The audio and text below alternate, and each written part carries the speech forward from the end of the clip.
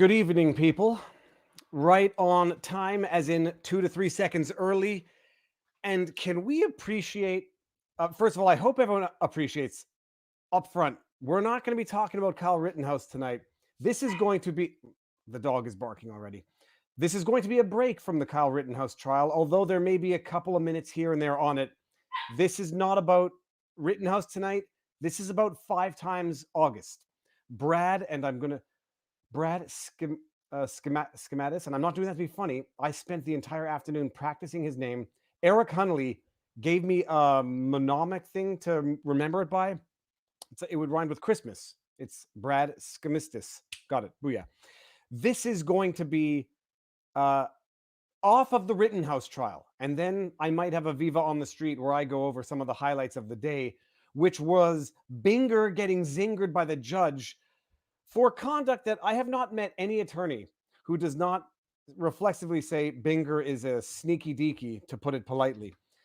But for anybody who doesn't know Brad from 5 Times August, he is the musician behind some of the music that I've been sharing around on Locals ever since I've discovered it. Not ever since, recently, because some of the music is beautiful. I shouldn't say some of the music. The music is beautiful. Some songs I have more of a connection to than others. So tonight, we will probably only indirectly talk about Rittenhouse. From what I understand, there's still 30,000 people with Nick on the panel, watching the panel, I should say, talking about it. But that is not tonight. So what I'm going to do, I'm going to bring in Brad. We're going to start going. When I see Robert, who I saw Robert earlier today, yeah, he was excited. Today was a big day for the trial, but he'll be here. When I see him, I'll bring him in. Oh, yeah, standard things, by the way. Super chats, 30% goes to YouTube. If you don't like that, we're simultaneously streaming on Rumble. Rumble has these things called Rumble Rants, like super chats. Rumble takes 20%. Better for the creator, better for the platform, yada, yada, yada. Super chats are not a right of entry into the conversation. If they're abusive, I will try. I mean, I may or may not bring them up, although I've been pretty, lenient in terms of what is considered abuse. But if you're going to be miffed if I don't bring up the super chat, don't give the super chat. I don't want people feeling miffed. Very importantly for this stream and all others, no legal advice. But I suspect for this particular stream, also I should highlight no medical advice. I'm not a doctor. Pulling a Tim Pool, yada, yada, yada. Consult with your doctor. Okay, now I'm going to slow down. I'm going to bring in Brad, and we're going to start talking. Brad, how goes the battle? I wanna say to you, thanks for having me on, first of all. Thank you for coming, and yeah, thank you. This is going to be good. Second of all, Skistimas is the last name. I apologize. I'm It was bad with names in general. Skistimas. I was watching, I was like, "Come on, you can do it. Come on." I don't I even feel know like what you said, but it was wonderful. I was over here going, "That was great. Fantastic." So, yeah, Skistimas. Brad Skistimas. What It is it? sounds like Christmas, Christmas. Yeah, well, that's what I was trying to That might go have been for. what Yeah, that might have been Now, what you were what saying. is it? Is it of Greek origin? It's Lithuanian. Lithuanian. Yeah. Hold on. Who do we just? We're Legal Bites. Alita is Lithuanian. One of the lawyers on the Okay. panel on Ricada. Yeah, that's the second time this week that the Lithuanian connection has come up. Does it mean anything? Oh, I feel like when my parents long time ago said something that had to do with cherries or something like that. I can't Okay. remember. That might have been like a secondhand of a secondhand explanation of where the name was coming from. But Now I that I've think been told, I have to go get my mic up. Hold on 1 second. Advanced options. No, that's the audio. That's the video, which we already have there. Audio. I've been told to bring up my mic. I'll bring it to 80. People tell me if that's too loud. And while you do that, I'm going to bring in Barnes, who is in the house. Robert, how are you doing? Good. Other than the lying, cheating prosecutor Binger, who should be disbarred, fired, then disbarred, then tarred and feathered. We should bring back that old equitable remedy of public tarring and feathering. Leave him in the public square for about a year because of what his illicit, unconstitutional actions, which evidence professors online were lying about, misquoting. I mean, that's the nature of the legal left these days, lying about the law. A guy that has no business being a professor at the University of South Carolina, citing other people that are lying also about the law. They can't just lie about this kid. They got to lie about the law along the way. So But hopefully we'll see some remedy. Hopefully Kyle Rittenhouse did a great job today. Stood up against a lying, cheating, thieving, bottom-feeding prosecutor throughout the entire testimony in a very admirable way. Some people didn't think, he clearly has post-traumatic stress, the emotional reaction. That's what you saw. You can't fake hyperventilation of the kind he was going through. That was a pure panic attack reaction because of what he went through. I mean, he spent 3 weeks vomiting in jail after what happened. And he was pale as a ghost and white as just completely almost no skin color. As other witnesses described him. That's who he was. He was an innocent kid. Anybody who has an honest heart, an honest mind, and an open soul knows that. And the only reason he's being prosecuted is because of a lying, corrupt, unethical prosecutor that at the Wisconsin Office of Lawyer Regulation has an iota of conscience and isn't complete cowards will disbar by the end of the year. But other than that, good. And I'll say this: we're going to talk about this in detail on Sunday. So, and by then we'll have some more news. Although Sunday might be a holiday, but we might do it on Monday. We'll see. But Robert, is it your birthday today? It's not your birthday. Oh no. Okay. I'm a fire. I'm an Aries. Okay. Now, people said your audio is low. I don't know how to bring your audio up because I don't yet have those skills. But with that intro, Robert, yes, it was a day and a half. Brad, I mean, we're going to start with you for the elevator pitch for those who don't know who you are. Elevator pitch before we get into childhood memories. Oh, geez. Been a singer-songwriter for 20 years with 5 Times August, and toured the country, seen the world. And this year, I've sort of started speaking out with my music and using my voice to speak for others, I guess, through my music, Now, I mean, I say this because I don't know everything about music, but you're, by all objective metrics, a very accomplished musician before we're going to get into the political sort of Bob Dylan-esque shift. But some of your successes that people might recognize. You were on MTV. You had a bunch of big songs. I don't know how long ago, but what's your career been like? Yeah, I mean, when you say elevator pitch, I go like, oh, geez, the last 20 years.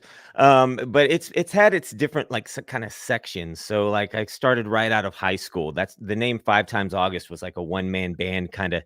I was trying to be like Dashboard Confessional at the time. It was cool to be like a one-man band thing. And the name came from August 5th, my birthday. And that's where that came from, in case anybody's wondering. And then I was just playing local coffee shops, recorded CDs out of my bedroom. Had a music supervisor from MTV find some of my music early on through a website called CD Baby.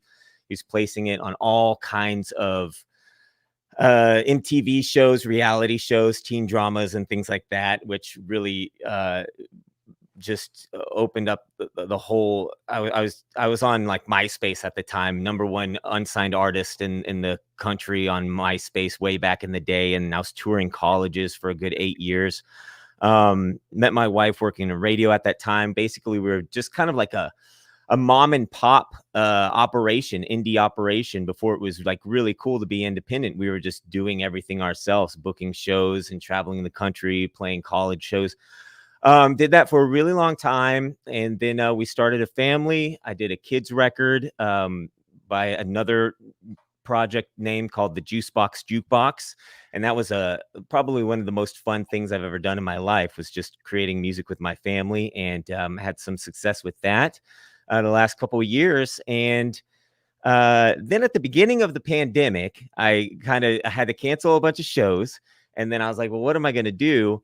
And I tossed together this parody of Billy Joel's "We Didn't Start the Fire" called "We Didn't Spread the Virus," and took me like 10 minutes to write. It was just a joke. All my social medias were kind of dead. I wasn't really focused on 5 Times August stuff. I was doing the kids stuff, and I could have spent less time on anything in my whole career. And I put this thing up, and then boom, it got 1 million hits. And then I was like, oh, wow. Okay. So maybe I should do another one. People were doing, this was at the very beginning of the 2 weeks to slow the spread thing. And so we were all sitting at home, sort of, killing time or whatever.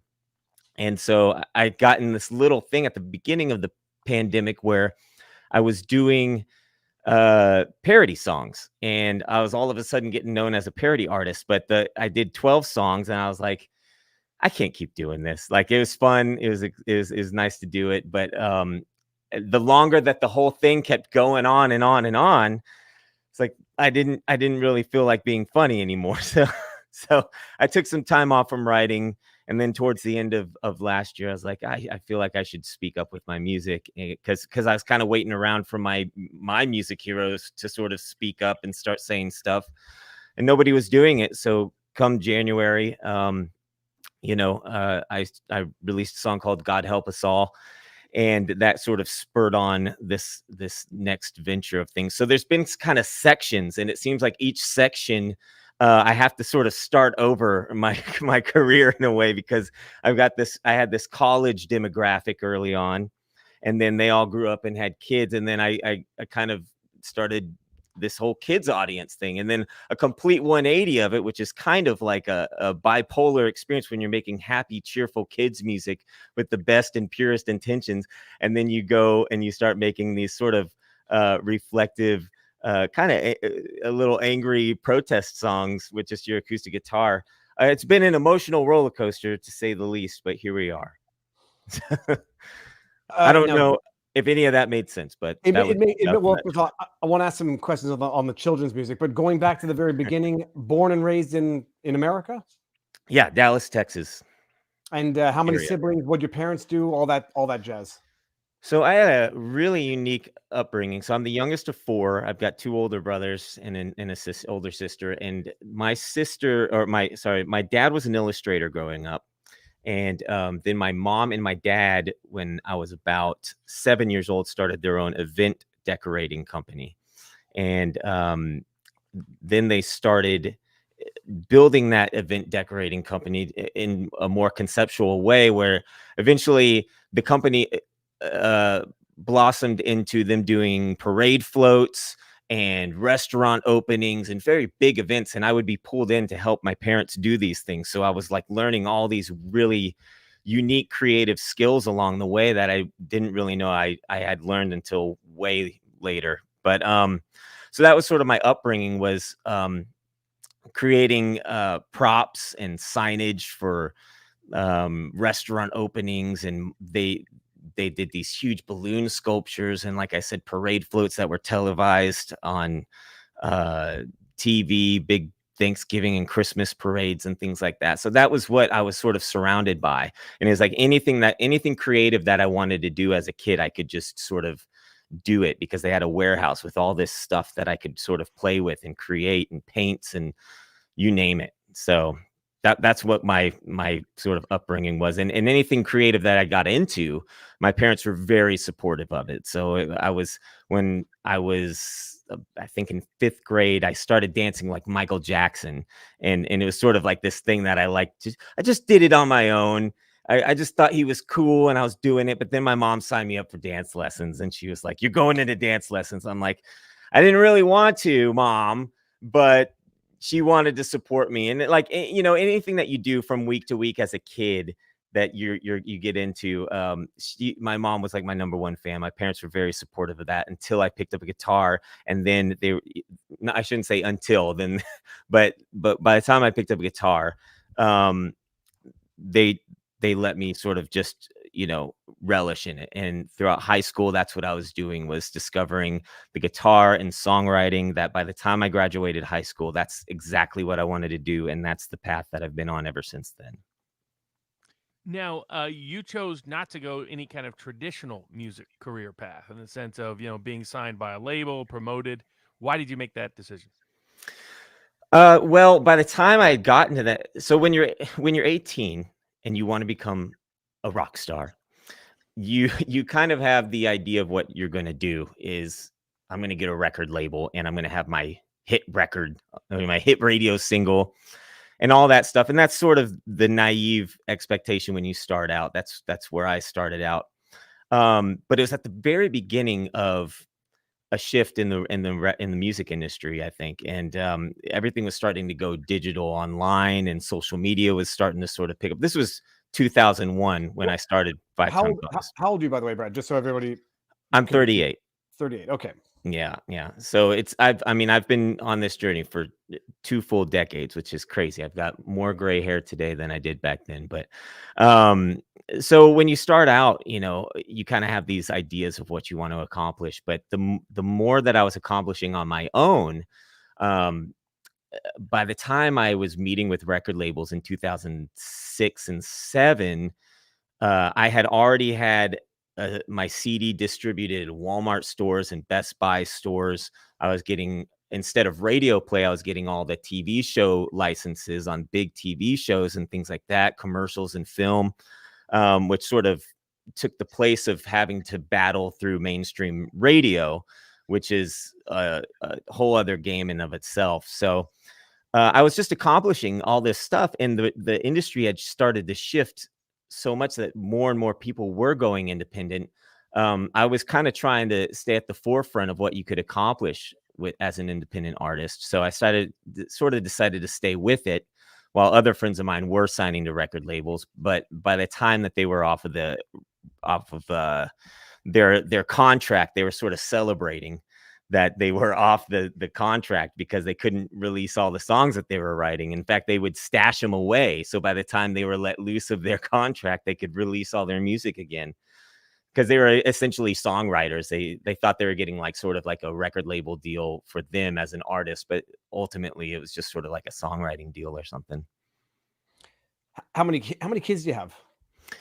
I have 3 kids. I have 2 boys and a little girl. And now the music industry itself is kind of interesting. I mean, before you well, not that I don't care about the ages of the kids, but like you're doing this before you have kids. How do you go about actually get making a living doing this? Like, how does that work, practically speaking, for anybody who might be out there thinking they want to, strive for a suffering of a living by succeeding as an artist? How do you go about doing it? How do you make money, and how do you have the Yeah. prospect of supporting a family? So much suffering, so much suffering. It's an ongoing thing. I call it the chase, and that's kind of just what it is as an artist. You have these ups and downs. You have, points in your career where you're doing a lot, you're accomplishing a lot, you're touring a lot, and then you've got these times in between, for whatever reason, where you're not as busy or people aren't looking at you. Um, as much as they would be if you had like a popular song that was out right then and there. So you've got to be creative with it. I think like the thing with being an independent artist these days is that you're not just a songwriter, and you're not just a musician. You're doing all these sort of things. So I do my own music videos. I do all my own graphic design work. I do all my own merchandising. I've been mailing out every CD that's ever been ordered off my website for 20 years. It's a one-man show essentially, outside of my wife, who has helped me on sort of the business side of things, taking care of contracts and scheduling and things like that. But it's, if you look at these guys now, like Tom McDonald, like he's doing all that stuff. He doesn't have kids right now, so he's got the time, but he's pounding away, and I can tell. I know exactly what he's doing right now. He's doing what I was doing 15 years ago during the height of MySpace and stuff, where you're just going at it, and every day you're hungry for it, and you're pushing and you're pushing. But you just have to sort of be ready to pivot and do other things. I've done some work with a lot of session guys that have accomplished so much in their career, and you hear their stories and you go, wow, that's incredible. But at the same time, when they're not on the road with these bigger artists, they're playing any gig that they can get, because a gig's a gig. And yeah, those big gigs pay well, but if there's, especially look over the last pandemic, over the last 2 years, the music industry has been hit hard. So if you're not on the road, if you're not doing the thing that you're supposed to be doing, you've got to be able to pivot and figure out other ways to do things. And so luckily, I think as an independent artist, like I'm able to sort of shift around. I've sort of have like I'm a man of many hats, you could say, because I do so many different things. So if it's a slow season musically or something like that, which I have had, having kids, when you start a family as a musician, it's a very tough thing to try and balance, because you've come from this self-absorbed world where it's all about me and how to get myself out there. And then you have these incredible little babies, and you're like, oh, it's not just all about me, and so there have been those times where I couldn't be on the road. I'm raising a family, and so I had to get a side gig here and there, but it's just all part of that chase that I was talking about. Brad, I don't want to put you on the spot, but people in the chat who may never have heard anything, are you able to play anything live right now? I didn't ask you this beforehand. Well, first of all, there's a fair bit of frustration in the chat because people came for Rittenhouse, and you might have come on a sidebar at the worst possible time. But I'm going to say this, not to be mean. Too bad, chat. This is going to come on Sunday, and it might come later on, and maybe we'll talk about it afterwards. But tonight it's sidebar, and that's what it is. And it's going to be a break from the Rittenhouse because maybe some people, like Robert and I, are Rittenhouse trialed out. But Brad, if people don't know who you are, they should maybe hear one song if you can do it. Yeah, I've got to reach around and get some equipment. Okay. If you're able, I don't want to put you. I don't want to make it uncomfortable. Well, I've got to hold on a second. and now to placate the people in the crowd, Robert, while Brad gets set up for the performance, say something about Rittenhouse so that people get their fix of this trial. Well, it'd be interesting if 5 Times August may be able to come up with a Rittenhouse song, figure out some good, maybe a good satire of Mr. Binger, praise of Grambo, I shouldn't say older, but older lady who testified earlier in the trial. I mean, it's been an extraordinary trial from a public perspective, but I do think a good number of people need to and would benefit from checking out from it from a little while, because it's a lot of intense emotions, a lot of intense drama, a lot of intense activity, and the only way you really survive and sustain those kind of cases, you have to step back. I do that even during a trial, because otherwise you get exhausted. Now, by the way, Carla Vegas says, just make a new "Let's Go Brandon" song. Or Brad, have you made a "Let's Go Brandon" acoustic version or something? Because well, what's funny is I released a song called Joe. That was the last single I put out about Joe Biden. And you start off with the "Hey Joe, where you going with that gun?" Who wrote that original song? Yeah. I can't remember the original songwriter. Yeah, so like 69, 1970 movie. It's famous through Jimi Hendrix mainly, but that was actually a cover of another song called "Hey Joe," which that line I thought was perfect to start for a song about Joe Biden, because it's actually a lyric lifted from another song, which was sort of my own little nod to his history with plagiarizing speeches. I thought that was kind of clever.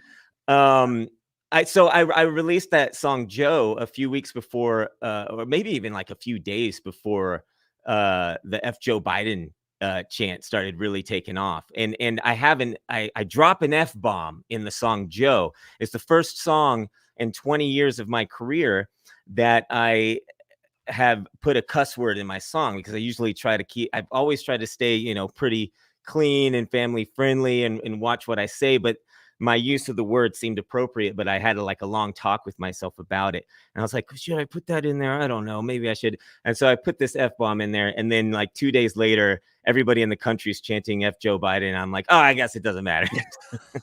Well, I'd say from a cynical perspective as to content creation, you're saying to yourself, okay, the song is fantastic. It might be a good one to play for people.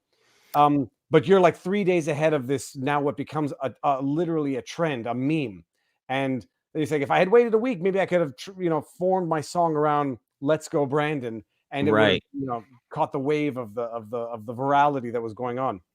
Right. But, well, okay. Now, hold on. I don't know. Has there ever been a song about a trial? I'm like, maybe some of the old labor trials. I'm trying to think, but I can't think of a great folk song about a trial now that I think about it. It would be. It would be a very fitting thing, not to give Brad any ideas, but a very fitting thing about, an unfair prosecution, because I don't think anybody who's watching the trial and paying attention can think that this is a fair and justified prosecution. Might have been necessary for the optics, but it could be the next subject matter. Brad, you know what? Yeah. Cynically, do you gauge your song creation based on what is trending at the time, or are you just going on what is of interest to you? It's kind of been Joe kind of came. I was working on another song before Joe, and then the whole Afghanistan withdrawal thing was happening, and it distracted me. And so I took time off to write Joe because I was so mad about it. The other songs have just sort of accumulated. I think after I was doing parodies last year, and I was sort of burnt out on what was happening, and it just seemed to get more and more ridiculous. I didn't know what to write. And so I kind of honestly, with God Help Us All, I kind of sat and was like, kind of prayed about it. Like, I got to write something. And then I ended up writing God Help Us All. I released that. People, I lost some fans but I gained some fans. And then the great thing about it was like, I started creating this new audience of people that actually thought like me, because it was a risk for me to release a song like God Help Us All. And then I followed it up with Jesus, What Happened to Us. And, they're just ways to vent. Now I'm sort of, I feel like, a lot of us are sort of collectively thinking the same thing. We're just sort of afraid to say it. And there aren't very many musicians saying it. So I sort of decided to enlist my music for this time because it's just important. I don't feel like I have an option, to stay silent. So that's kind of where it comes from. But Joe, for sure, was a little more topical. And then I've got a new single coming out Friday, which is funny because I've been neck deep editing a video all day. So I've been watching the greatest hit clips on Twitter of the trial. But I've just been focused on editing this video for the last 36 hours of my life. But it'll be out and ready Friday. And that song's called Sad Little Man. And that is about America's favorite doctor. So we'll see how that goes over. All right. Yeah, what were some of your musical influences growing up? So a lot of my music came from my parents' record collection, and they had a lot of music from the 60s in there. And I loved the Beatles. I still love the Beatles. I've got a lot of British rock behind me on the record. I've got a whole bunch of records down here you can't see, but listen to a lot of music from the 60s and then 80s. Around the 90s, I was into songwriters, whatever was popular in middle school and high school. But really, I don't, over time, like I love so much music, and I go back to the 40s and 50s, and there's just a lot of a class in old music that you don't get today. And there's something real there in a lot of that music that you don't get today. And that's something too that I'm trying to bring back with these songs, because they're just performances for the most part. Like, I record them take after take until I get the one that I want. It's not like I'm laying down this, that, and laying down the drums, and then we're making sure they're lockstep with the tempo like you do. It's these days it's very programmed, and I don't know. I felt like, with this series of songs, it's important to give people something real. I feel like, we're kind of missing that, especially in music. Now, so do I get greedy and ask for a preview of the song that's going to be released on Friday, or do we just go with either Hey Joe or my personal favorite? I think I've watched virtually everything. God Help Us All. Which one are you? Do you have to go through your head right now before you perform to say which one are you more fluent with in order to perform? I can play Hey Joe for you because I'm set up to do it. Okay. And God Help Us All is like 5 minutes, so I don't want to bore everybody. Okay, I was gonna leave me as the biggest one here. So, Brad, would you be a dear and play the song while we look at me here? I'm joking. All right, let's see.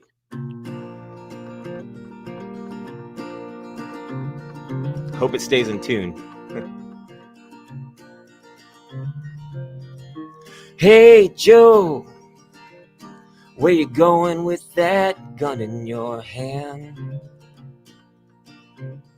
You stripped the right from an American, believe it locked and loaded for the Taliban.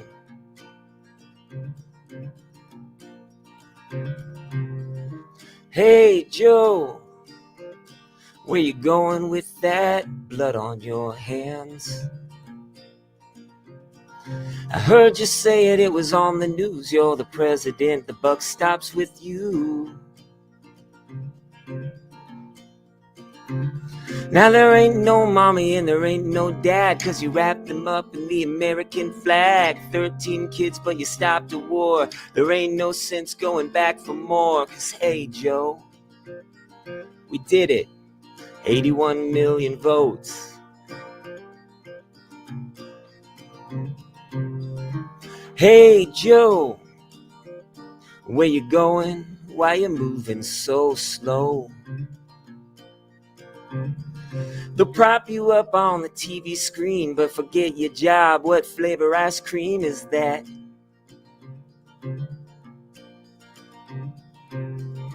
And hey Joe, where you going? Do you even know? Well, come on, man, not a joke. Here's the deal, the country's broke. You ain't no leader and you ain't the boss. You wander around like you're fucking lost. So check your watch, turn your back. You set us up for the big attack. 'Cause hey Joe, we did it. 81 million votes. Hey Joe, where you going with that gun in your hand? And hey Joe, where you going with all that blood on your hands? That is phenomenal. Back in the day when we had, let me just move this over here. Nobody wants me in the center. Back in the day when we had freedom and lives, and you had live performances. When I was studying philosophy at McGill, I used to love going to the Irish pub and listening to this exact type of music live. It's beautiful. But this is political, Brad. This is political, and that song cost you friends. It had to have cost you friends. All these songs have cost me friends. Every time I write a song, I lose a friend. Do you gain a new one, though? You gain a new one? I gained 10 new friends. That's the great thing about it, is there's more people out there thinking like this than there are not thinking like this. And that's very encouraging to me because, as I said, I spent most of my career behaving myself. I've made friends on both sides of the aisle, and I'm in a very liberal music industry, and I never identified as anything. I just sort of was going along, making friends. And the irony of it, I posted about this, I don't know, last week or something, but the great irony of my entire career after 20 years was making so many friends and accepting so many people in my life who may think different than me or whatever, becoming good friends with them. And the moment I started speaking up about what was important to me was when they stopped talking to me. That was when I got pushed out of the way. I've lost, industry relationships and friends, and but at the same time, every time somebody would write me saying, "I'm deleting your music," I'd get 10 more people that would write and say, "Thanks so much for speaking up." So, by the way, perfect segue. You're on Locals as well, just so everybody. We're going to get to find you, but while it's up. Yeah, thanks, Ziggy. Ziggy was like my first Locals subscriber over there outside of Eric, I think. Eric turned me on to Locals. I signed up for Locals, and it's growing slowly but surely. But thank you, Ziggy. I'll bring Robert back when we. How do I bring someone out of the? I'll leave him there for now.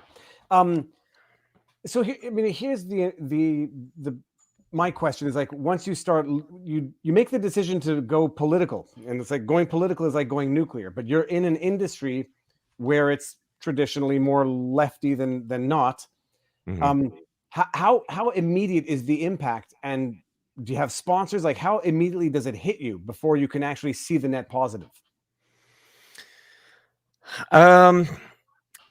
I think now is where I'm starting to see things kind of really turn around, where I've stayed with it. I didn't let anybody sort of scare me away from speaking up. In fact, every time somebody sort of tried to bring me down about it, it just sort of fueled me even more.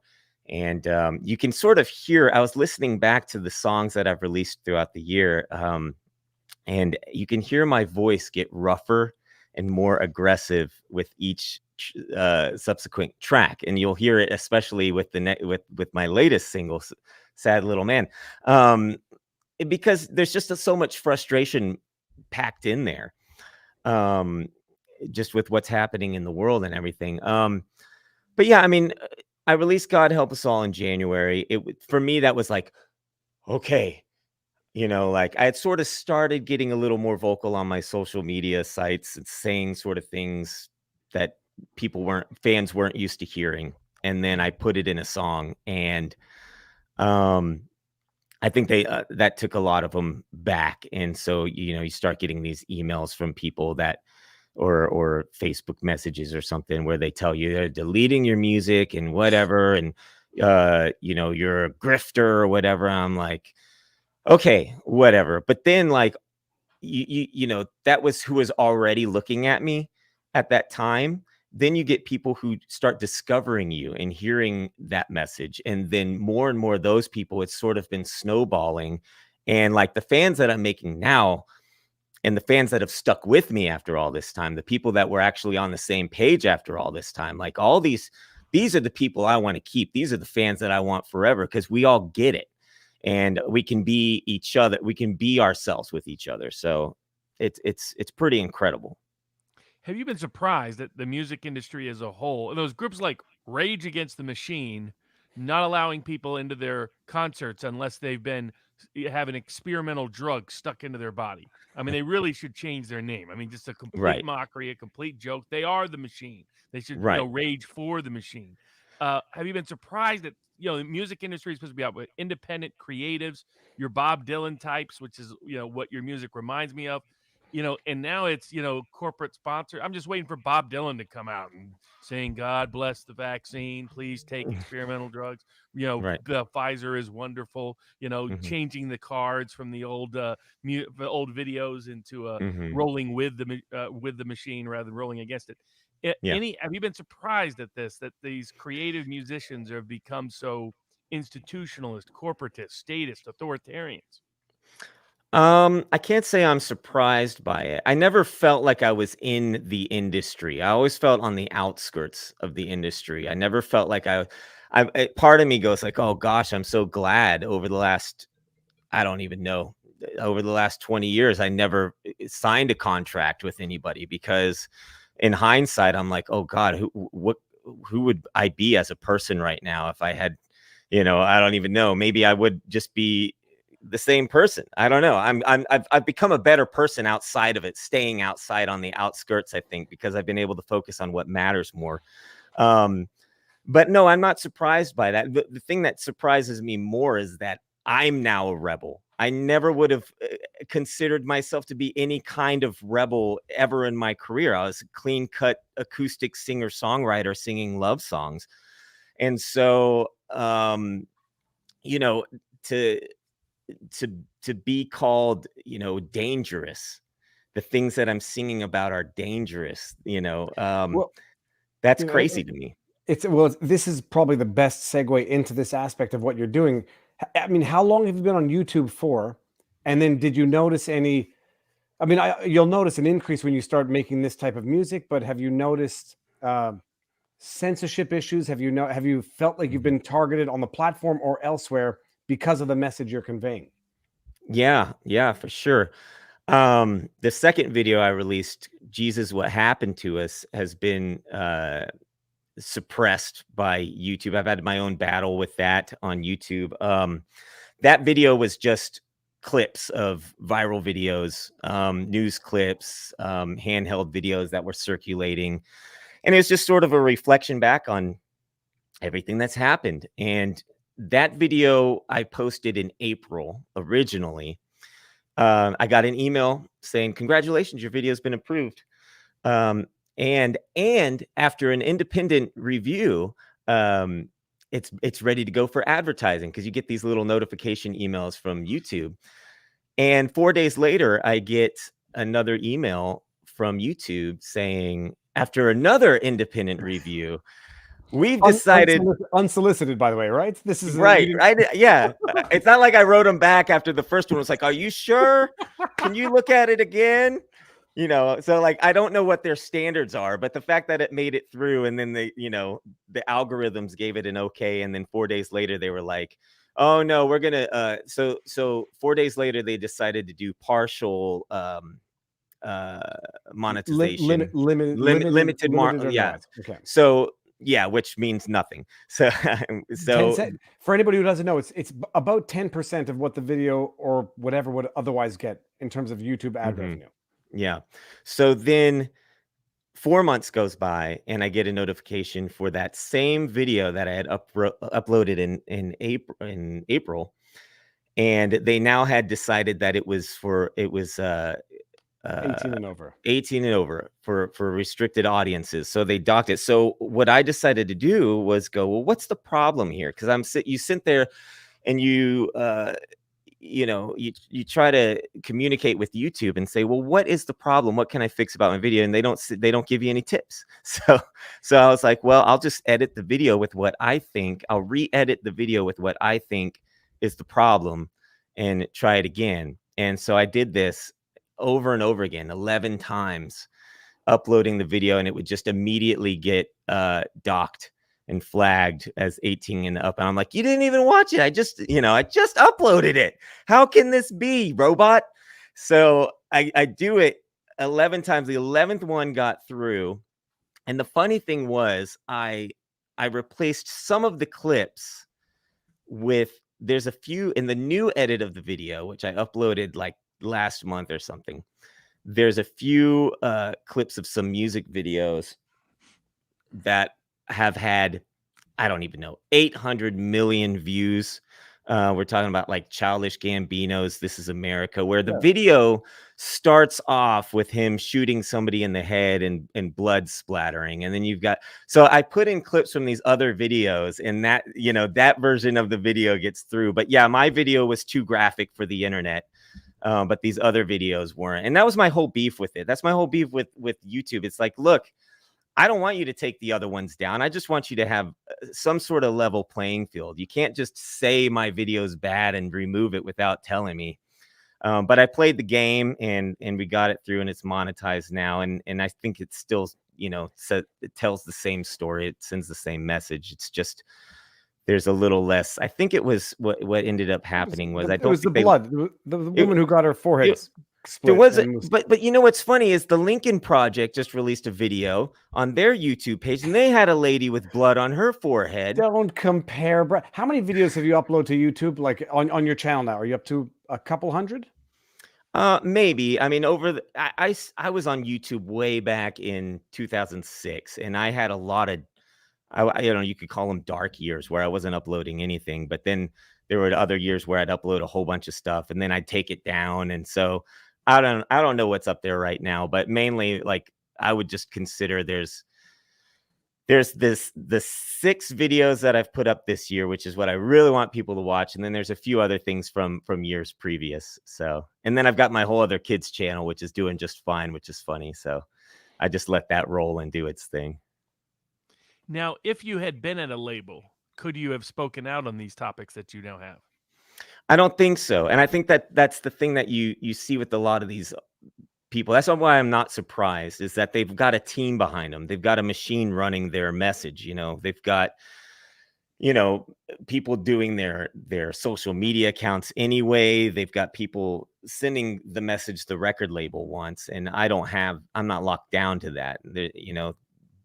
Guys like me and Bryson Gray right now, we can say whatever we want to say, and we don't have to worry about it, any repercussions. So it's a nice freedom to have. But I think for sure that's why you don't see very many people speaking up. And if you do, it's like a very faint, I don't know. It's kind of a nod. It's like Rihanna wore that think now before it's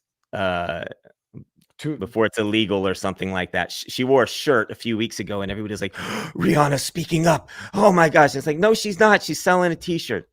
So, because all of a sudden you saw this t-shirt being sold. There's like crazy t-shirt bots on Twitter now everywhere you go.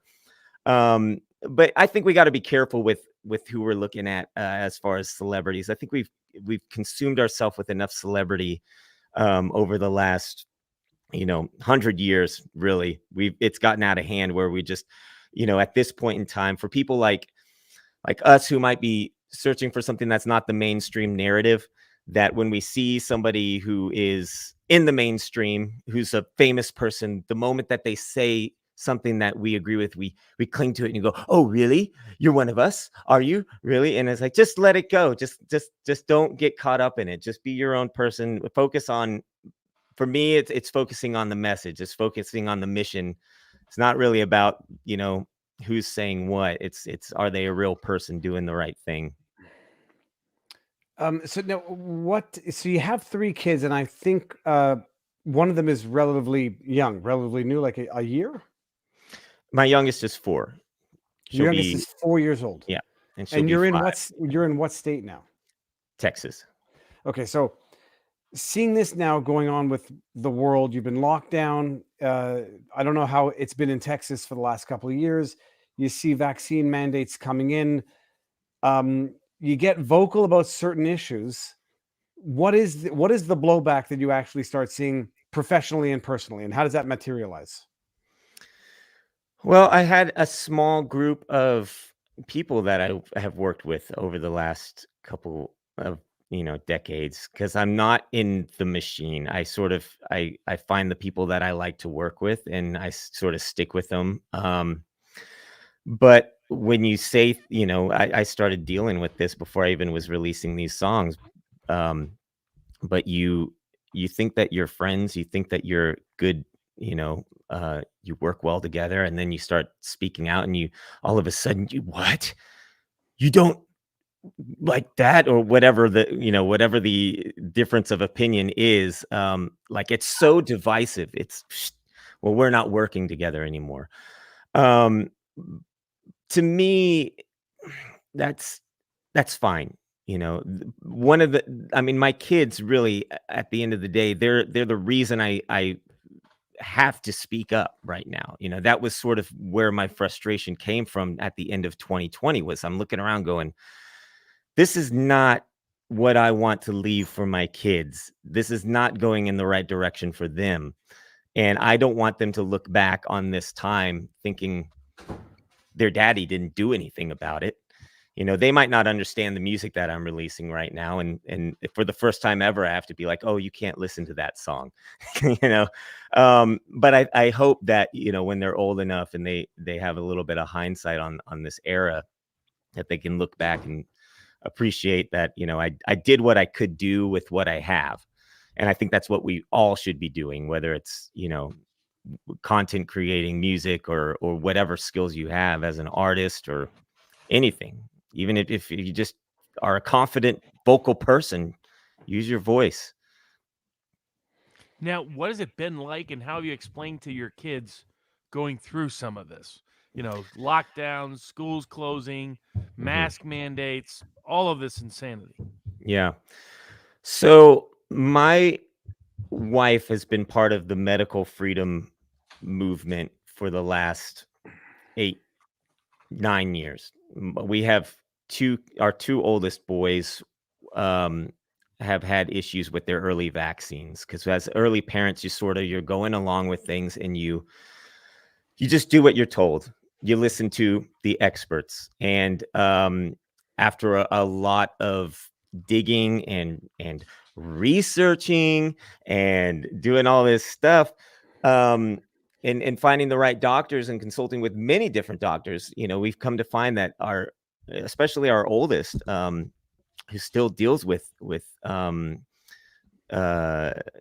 negative impact, the negative impact of his early vaccines. We were sort of in that world already, and it sort of parlayed itself into needing to speak out. If I may ask, early impact with other vaccines, or with this one? Okay. This is the amazing thing, is like, this is the toxic, and I say corrupt environment that this all creates, is you can't even have open discussions about actual issues because of the way the authorities might believe you are contradicting science, promoting what's the word? Not dissent, but promoting upheaval, Mhm. and promoting encouraging other people to do things which are unhealthy for them and their environment. You can't even have these. Sorry, I didn't realize this Right. is so much.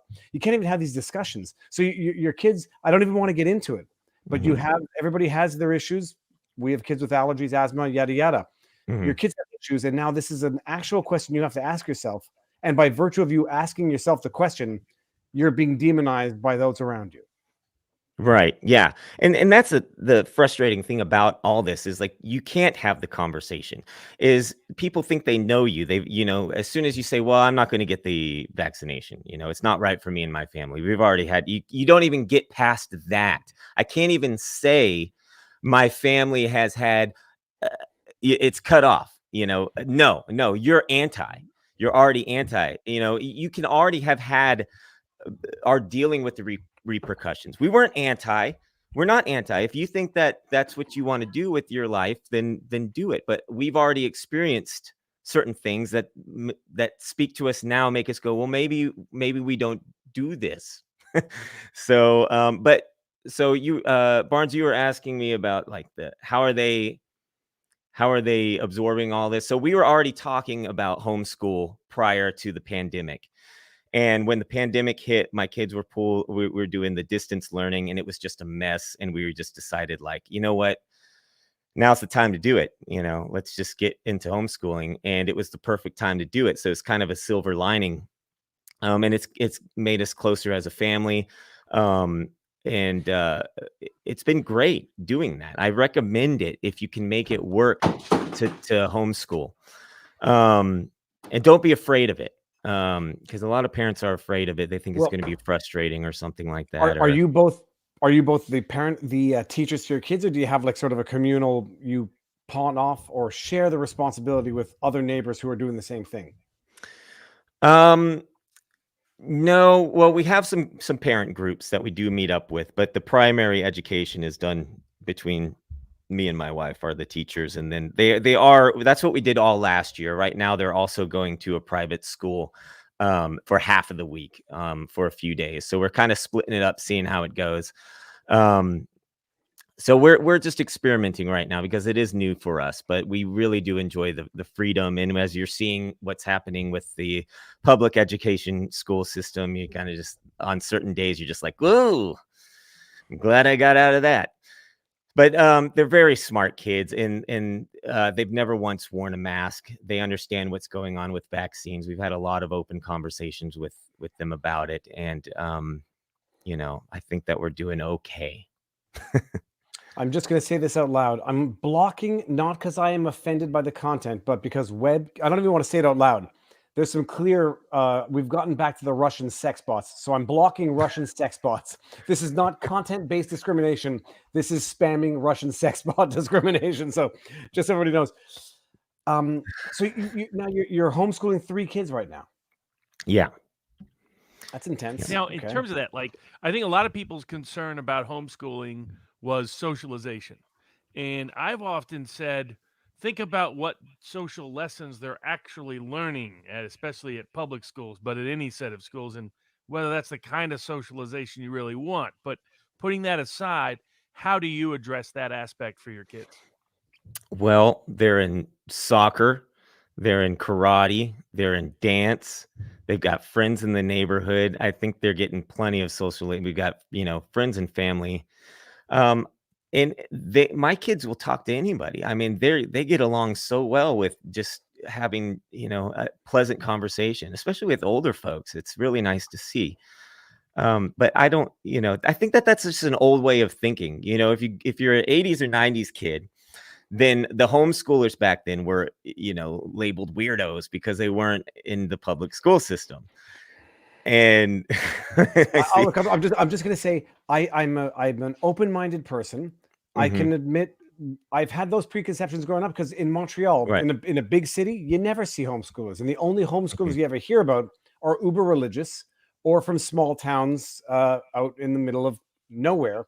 And I say that without judgment, except for myself. So yeah, I grew up with that as well. But then first of all, seeing what they're teaching in schools now, seeing how we're forced into homeschooling anyhow, and how beneficial it can be if you can, tolerate your own kids 24/7. But yeah, I suffered from those same misconceptions, and have grown a little bit to understand they were wrong. Right. Yeah. When I told my sister that, she was like, "What?" And this was like, a little over a year ago now. So, but now she's like, "Oh, I get it."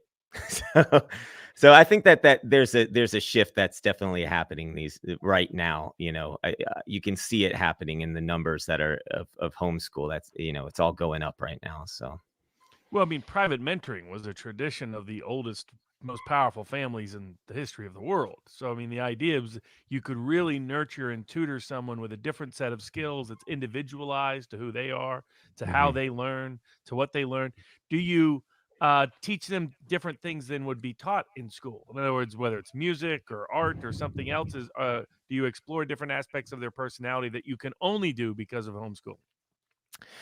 Yeah, I mean, that's what I love so much about it. I was a terrible student in school, and if I wasn't interested in it, then I'd do terrible at it. But I was always into the arts and everything, which has been great for me. But I understand now, what a privilege it is to be able to sit down with my kids if they don't understand something in particular, and spend as much time as we need on it until they get it, and find different ways to make it make sense. Because if you're in school and the teacher teaches you something, they hand out the worksheet and you don't get it, there's only so many ways and so much time that she could, sit down with you and make sure that you know it, which was where I sort of got lost in my education growing up. But to be able to sit down with one of the first things my oldest said to me when we sat down and did some homeschool math, that when he clicked over and got something that he didn't understand, he goes, "I didn't know my brain was that smart." And that just opened up my world. I was like so happy to hear that we were doing something right, that he was getting it. And it's a nice thing. But yeah, we're doing the funny thing is, so I've been doing music my whole life, and I can't sit down with my kids and teach them music. So we've signed them up for piano lessons through a friend, where they'll sit down and behave and focus for music. So Well, it's I've nice. discovered one thing during this pandemic is that app. I don't know what it's called, not Musically, but it's that you've Uh-huh. seen the commercial on YouTube, and you put it on your iPhone or your iPad, and it tells you which notes to play. It's actually working quite well, almost better than an adult, because adults lack the patience that is required to do that. Right. And I'm going to read this one. Dan Wisnan says, "My wife and I, most of my wife, homeschooled both of our children from K to 12. They graduated college early and now run a 60 million year business with lots of employees who love them. I would ask if that's 60 million gross or net." I'm tongue in cheek, but it's amazing. I appreciate it. A lot of people on the block have started homeschooling, and the funny thing is, for totally diametrically opposed reasons. Some, there've been the lockdowns, and they're angry about it, but they don't want to send their kids back to these mask mandates and whatever. And others because they're too apprehensive to put their kids back into this public system where they might get sick. So, don't totally diametrically opposed reasons for doing the Right. same thing, and it's bringing some people together while successfully dividing a lot of others. But Mhm. so I mean, if do you recommend this experience to others who are thinking about it, or what have been the most trying aspects of homeschooling? I mean, I recommend it. My attitude was very easygoing, because it was in the middle of the pandemic anyway. So I'm like, while every kid's getting pulled and pushed back into school, and is like an accordion with the kids. So I was like, look, everybody else is going to be going through in and out of school, and it's just all jacked up anyway. So let's just ease our way into this, figure out, our days until we get into a groove, and we'll find our way. And that was sort of my attitude going into it. Um, Speaking with other parents that have gone through it, and I've got a neighbor that is homeschooling, or was homeschooling their kids for the same reason. I don't want to put them back in that dirty, infested school. So we have two different ways of discussing homeschool, which is funny. But no, I think that you just have to be ready to not get frustrated as much as you can. I mean, I am around the kids a lot, and there are a lot of moments where you're like, I need a break, and you do get frustrated. That's just natural as a parent. but I'm a pretty easygoing guy. And for us, we were already sort of talking about it anyway, as I mentioned. So it just sort of parlayed itself into trying out something that we, might not have ever tried anyway. So it's worked out for us. How else Robert, has all of this changed your sort of trajectory? In other words, because of all the inanity and insanity of the lockdowns and everything else that's happened politically over the last year and a half, sort of shifted your musical direction, shifted where and how your kids were educated. What other impact has it had on your sort of everyday life? I've sort of felt like everything that's ever happened prior in my career and life is for right now. Sort of feel like everything was leading up to right now, to be able to write these songs and put them out, to be living the life that my wife and I are sort of have hoped to sort of put together. I feel like the pieces are actually coming together. So I retain a little bit of optimism for as hard as it is during these times where people are, just feel like it's Groundhog Day or something. For me, in my life personally, I feel like the silver lining is that there's a lot of pieces coming together that I hope on the other side of this, if we work hard enough and are patient and fight hard enough, then you know, our life will be in a good spot in, I don't know, the next year, 2 years. We'll see what happens. so here's the big question. Now, does your wife, if I may ask, does your wife work as well or no? Yeah, she does. Okay. And without talking about sustainability, what are you doing like from a content creator? Because you're a musician, but in this day and age, you're more of a content creator than a musician. Because I presume you can't or are not doing live shows. hmm I've been doing private events over the last year. I've started to do a lot more rallies and sort of truth and freedom and focused events.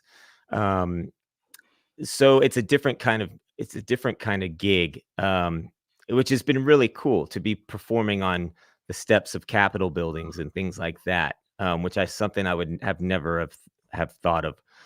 Um, but I mean, I didn't stop doing shows. It's just sort of that I'm doing this balancing act of being a dad, which is at the top of the list, and underneath that is, the music and the content creating and everything else. So, this year it's just sort of been the pattern has been write a song, make a video for it, and put it out, and maybe make a T-shirt for it. See, I've got one on right here. God helps all.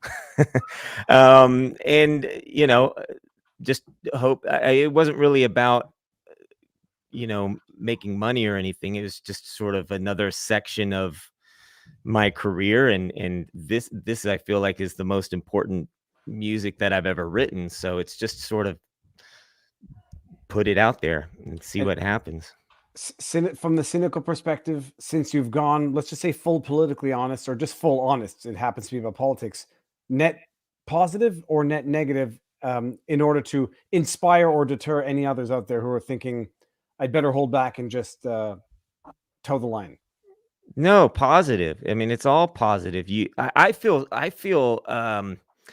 liberated in a sense because like I said, I behaved myself for most of my career. So you tend to hold back a lot of what you wish that you would have said, to certain people at different times. Now I'm just saying what's important to me because I know that that's what needs to be said right now. I don't have an option. I'm not going to hold back. And I think everybody should be doing that. I think that we're all going to have these lines to cross in this era of time where, whether you're a musician with fans or you're just a person at a job that you've been at for 20 or 30 years, you're going to have to make a decision. Do I say and say what I believe in, stand up for what I think is right, or do I pull back and just hope that it all works out otherwise? And clearly I don't think it's just going to work out otherwise. So I feel like I said earlier, you have to do your best with what you got right now.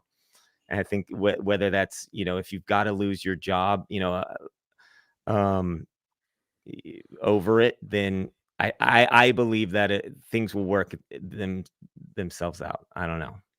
Yeah, and what I'm always curious, what do you think was in your background, upbringing, the personality that led to you being sort of a what I would call a free thinker? In other words, an independent person. Hmm. No, I mean the system has spent lots of time studying what creates neos in the matrix and trying to prevent them as much as possible. Arguably, a lot of these mandates are about filtering out who are the potential resistors, who are the potential independent thinkers, who are the potential free souls that won't do what we tell them when we tell them to do it. What do you think was in your background or upbringing or life experience or religious tenets that led you to act out on your conscience in the way that you have? I think being the youngest in my family had a lot to do with it. I think that watching my parents have their own business growing up, I kind of grew up just watching them was probably, the most important thing to my upbringing because I thought you just grew up and did what you wanted to do. I didn't understand that there was this idea that people go to school and get a job and they don't like their job. I watched my parents use what they're good at doing to create a very successful business. So once I discovered, oh, I'm pretty good at this music thing. That's what I want to do. That's what makes me happy. That's what was in my brain. And there wasn't anything that was going to stop me from doing that. I went to community college. I went to audio engineering school for a little bit because that was the one education where I felt like, okay, I don't want to go to other school. I'll go to audio engineering school and music business school and get a little bit of an education to help me get started on this music journey. And so that's where I put my foot forward. But everything else just sort of didn't matter. But I think, my mom's an outgoing person. She'll speak her mind. My sister's the same sort of way. And I think that that's just something that's in I don't know, our DNA. You either, you know, I think some people are tapping into it now more than ever. I mean, like I said again, I behaved myself and I held that part of myself. But we all in our brains are saying what we really think all the time. So now it's just sort of it's coming through now. I'm going to bring this one up, Brad. It says, "Hey, FTA Louisville native and a fan since 2003. I was in high Wow. school and used to see you live, standing with you, and so appreciative of what you're doing." Oh And wow. then I want to bring up this one, Midnight in Exile. What did this guy leverage to get on the show? Did he pay? No. I've answered you in the chat, but I actually want to say one thing. I am happy to have Brad on because I've listened to his music. I think he's got a message that the world needs to hear. And I'm, first of all, I'm personally interested in what goes on in terms of doing what Brad does, the risks that Brad takes, and call them risks. They work out well for some and they don't work out well for others. Some people lose their jobs and some people gain their identity. So these are not like obvious decisions. And if I can actually explore that and get to experience that as well, that's a net positive for me. And that I just want everyone to know that I started watching it. I binged watched all of your videos, and I just wanted to get to know the individual and how you go about doing it, which actually brings me into the next question, which is how do you how long does it take to make one song? When is the song done? Do you have that buyer's remorse, or do you feel nauseous the second you hit publish and it's out there? How does that creative process work, and what level of insecurity do you always live with even after you've published it? Gosh, there's so many questions in that question. Um, so every song comes to you differently. A lot of the songs I've released this year have sort of come from titles. God Help Us All and Jesus What Happened to Us. I Will Not Be Leaving Quietly. They were titles, which is new to me because normally what happens is I'll get a guitar and I'll be, playing guitar, whatever, and a melody will come out of my mouth. And then ultimately I'll hear some sort of word will stick out. Run, I don't know, run. And then you start to build around it. It's like cobbling together pieces. But what I really try to tap into is, my love of music. And I go, what song am I hearing in my head that is out there floating in the ether that hasn't been written yet? And I try to tap into that. And if I'm lucky, then I get a good one out of it. And you know, I've let go of the idea of perfection over the years. It's something I was very obsessed with for probably the first 10 years, where you'd release my first full album was like something I was super proud of. I couldn't believe it. And then after 2 years, 3 years, you listen back to it and you go, oh my gosh, that's awful. And then you'd re-record it and you'd make a better version of it. And then you listen back to that one a few years later and you go, oh my gosh, it's still awful. So I've let go of that idea that I've got to capture perfection. And with like particularly these new songs, it's about capturing a performance and capturing a moment. And it's not about perfection. It's just about creating. If I feel like I've recorded something that's going to hit other people, and I've said what I wanted to say, then that's what matters as far as the recording goes. But yeah, I've got plenty of stuff that I could listen to now that's out there. People that people love, you know. I've got like the fan from 2003 probably might like some of that stuff from 2005 and 6 that I just would totally cringe to these days and go, oh gosh. But you know, it's out there and they like it, and that's the most that you could ever ask for anyway. It's just that somebody actually likes your work, whether you like it or not. Like that means the world to me. I brought up the Baby Shark. I've just discovered through content creation, and you put out thousands of videos, the ones that you work the hardest on, you work in the greatest editing. Okay, Right. so another one where you're walking the street and the lighting is bad and all they can hear is your words, you know, among the more popular. You can't predict it. And so at the end of the day, you just have to do what you feel good about and then hope that it sticks with the general public, or hope that people Mhm. find something in it that you found in it in the first place. Right. Sorry, Robert, go ahead. Always a guitar or other instruments in terms of when you're coming up with the song? It's usually guitar. Very rarely do I sit down at the piano. But and then a few times I'll get like a lyric in my head or like a melody in my head, and I'll try to build something off of that. But usually it's me sitting down with the guitar, trying to pretend like I'm a really awesome guitar player, and and then like I'll figure something else. Something will come to me or something. I don't know. It's Now, a weird thing because I look back on some songs over my career and I go, how did I even write that? It's like a channel of energy that I don't even know how to describe. Like you get in a zone and then you're creating something and then all of a sudden it exists and there it is. And you know, you look back at it later and you go, when did I do that? How did I do that? I don't know. So Yeah, I've described the practice of law as well, if it's done well, as part art, part science, and it often has that.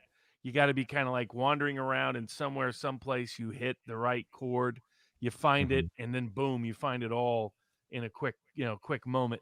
And it's not something you can kind of create. It has to be the right setting, right scene, right circumstance. Now, how much of the music you do is just like pure artistic expression versus sort of the mathematical scientific aspect of music?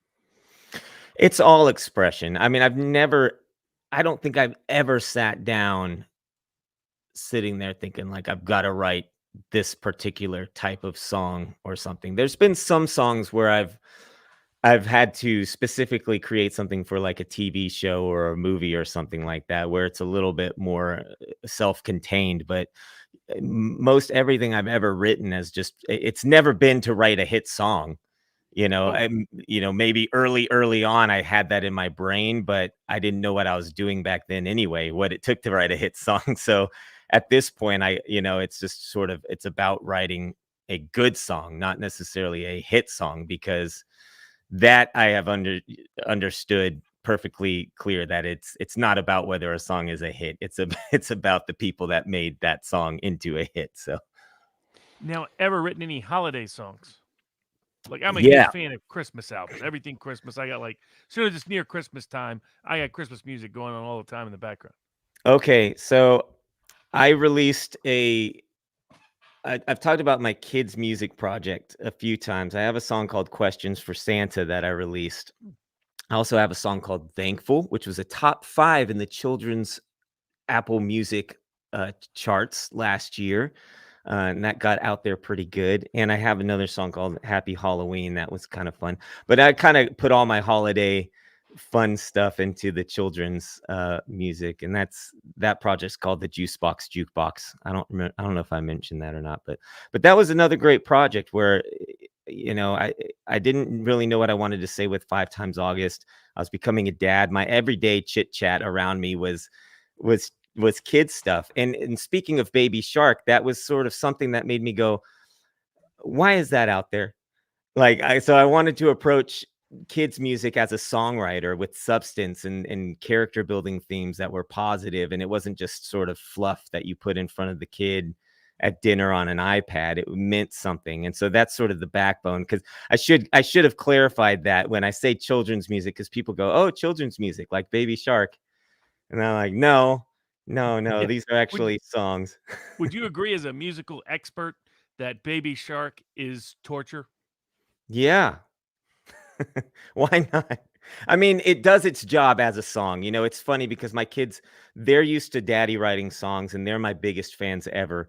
And so when they hear a song on YouTube that they don't like, they're like, Dad, this song's terrible. Or they'll be like, I heard a terrible song over at my friend's house about something, or maybe they were at school or something.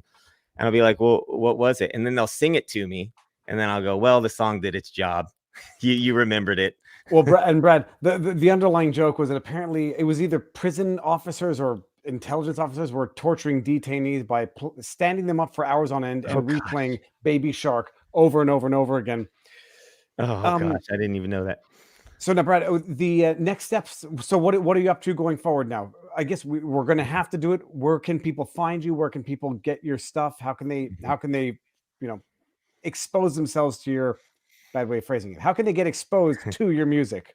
Yeah, you can check out 5timesaugust.com. All the latest videos are up there. All the music's on Apple Music, Spotify, Amazon, wherever you like to stream music.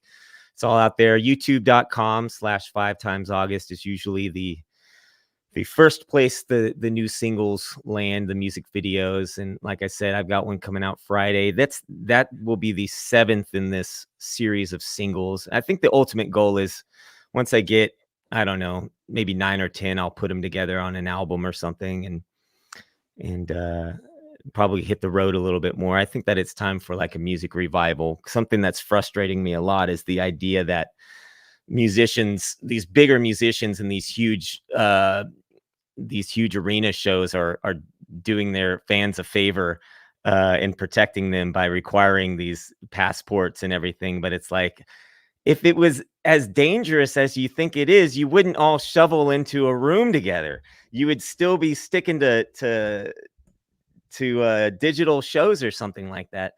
But I'd like to get back out on the road. I think that might be a bigger goal for 2022, is to start getting out there and connecting with people face to face.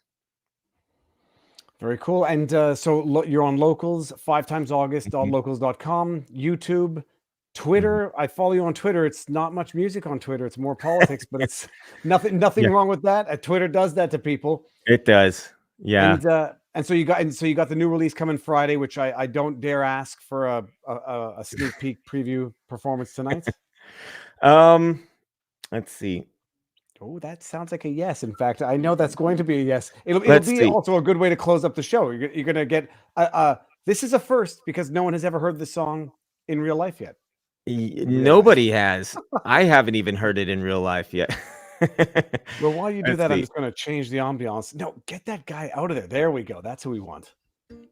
Did the song earlier when I played, did it sound okay? Because it sounded good to me. It sounded great. Okay. I will play a verse and a chorus. This is a sneak peek for the interwebs. Everybody should know. Yeah, this is a first actual teaser for what is coming Friday. All right.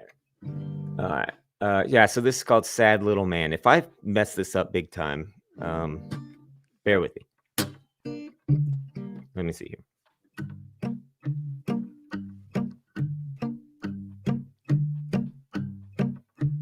Sad little man sitting deep in a lie. He's dead in his soul, but he'll keep you alive. Do what he says, not what he do, 'cause the truth is for him and the lie is for you.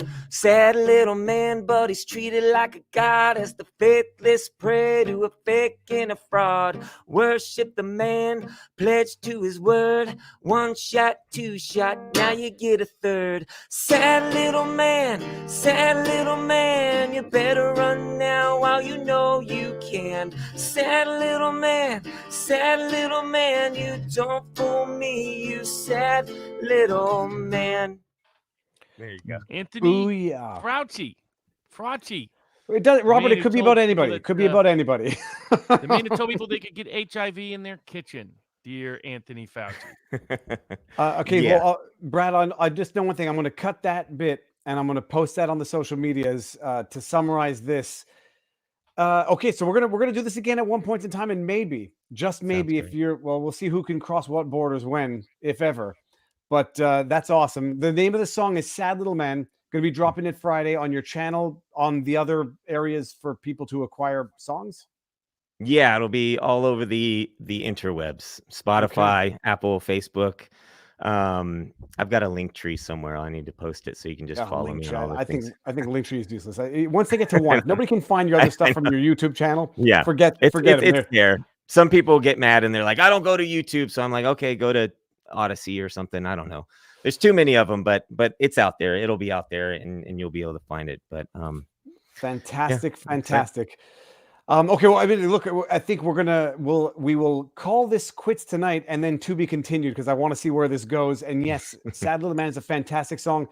Brad, stick around. We're going to say our proper goodbyes and make sure we know where to find each other in the future. Everyone in the chat, Sunday, going to be the big stream, because we're going to have a lot more updates on the Rittenhouse. I may go walk the dog and put out a Viva on the street with the highlights from today's trial. Robert, where are you going to be after this? I got work to do. Okay, because there are some YouTube lawyers do this full time, and other YouTube lawyers are actually daytime lawyers. So Robert was a trooper in terms of joining Nick for the commentary.